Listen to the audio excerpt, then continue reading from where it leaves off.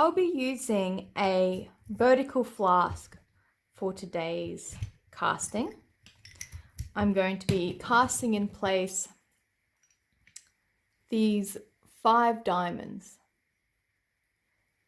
They're supplied by a client, and she requested that I cast them randomly in place in a 14 karat white gold band, metal that she's supplying. Okay, so we're going to start as always, which is the male side first, lip side down, pack it from behind.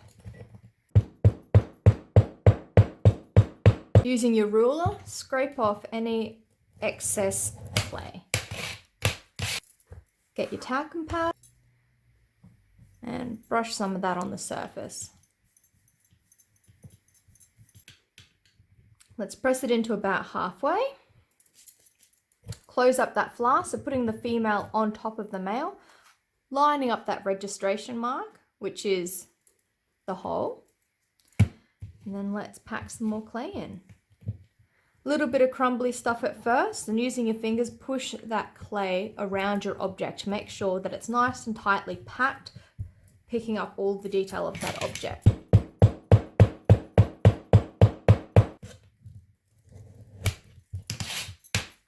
Open that up nice and evenly. I want to make this gold ring about 5 millimeters wide. At the moment, the ring blank I'm using is 3 millimeters wide.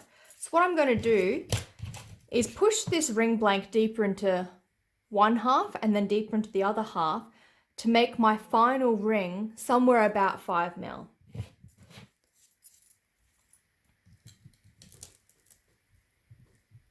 I like to use my ruler so I can push it in nice and evenly. Getting that ring out, I'm going to grab it from this part here because I know I'm going to create a sprue hole right here.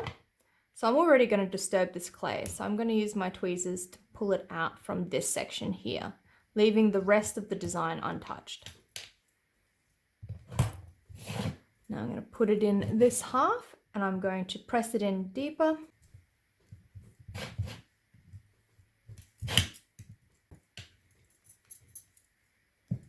Okay, sprue hole with the vertical flask is really simple.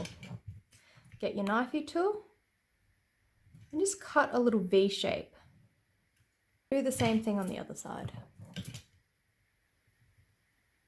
I like to use the back of my paintbrush to smooth that all down. We don't want any loose crumbly bits of clay.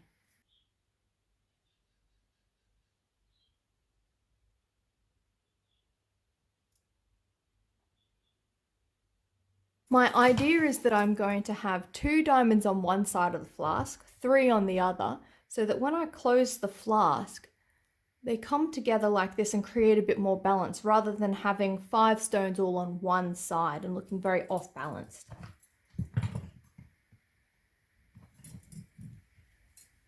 Just a little bit of pawpaw on the table of that diamond. You don't need much at all, just a little bit. And I'm going to lay that stone on the vertical wall, right there. I'm going to push it against that clay just a tiny little bit, just to make sure that it really is kissing that clay wall.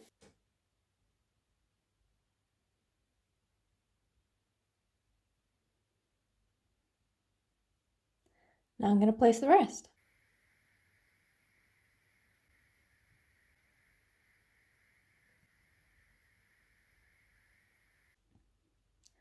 So I have 2 stones on one side and I have 3 on the other. So these 2 stones should be in the gaps between these 3. I always like to close the mold and open it up again to make sure that those stones aren't moving or touching one another. So let's close and open it.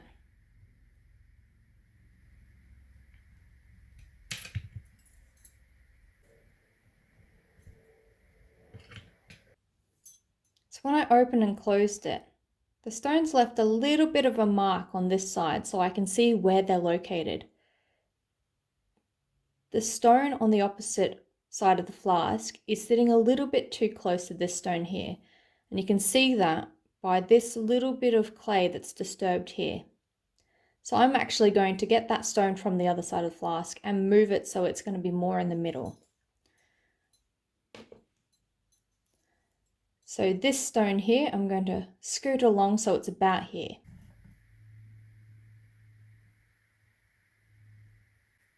There we are, that's better. The very last thing I do before I close this mold up and cast is I create an air vent. I'm going to have 2 on either side of this stone here, just to really encourage that metal to come right down here and sit next to those stones. So I like to do a little channel and then poking a hole all the way through.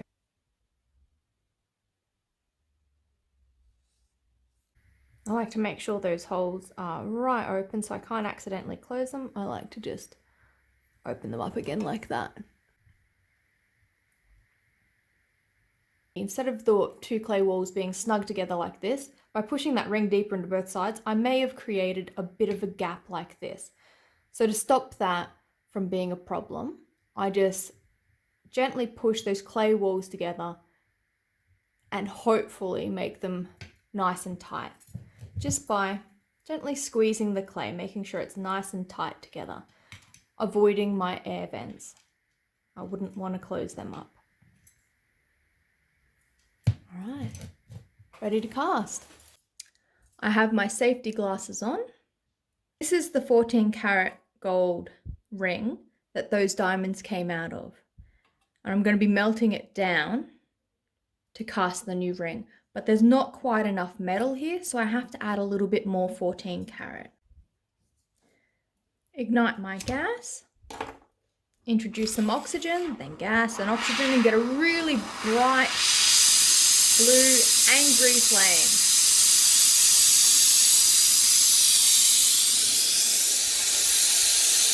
Dominant hand on the crucible handle, making sure you're in control of the molten metal at all times.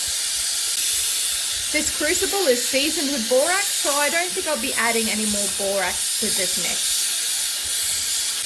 I want to make sure this metal is super duper hot, so I'm just going to hold it here at this heat for another 10 seconds. It doesn't hurt to make sure. Alright, let's bring that over.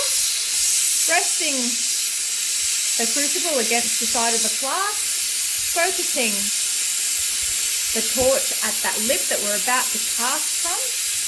And when I'm good and ready, I'm just going to throw the metal down the hole really quickly and confidently, keeping the flame on it the entire time.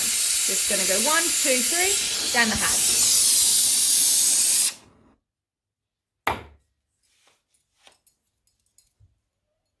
This is where it usually gets a little bit smoky, so putting your mask on now is a good idea. Let's have a look. Looks like we didn't quite have enough metal. I'm not sure why. That shank's done something very odd.